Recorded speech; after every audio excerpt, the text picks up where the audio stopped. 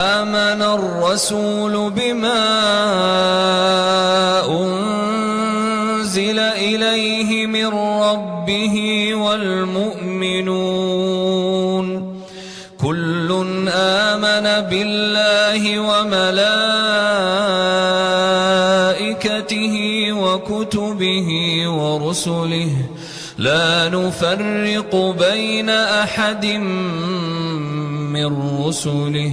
وقالوا سمعنا وأطعنا غفرانك ربنا وإليك المصير. لا يكلف الله نفسا إلا وسعها لها ما كسبت وعليها ما اكتسبت ربنا لا تؤاخذنا إن نسينا أو أخطأنا ربنا ولا تحمل علينا إصرا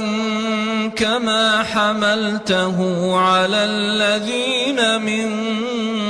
قبلنا ربنا ولا تحملنا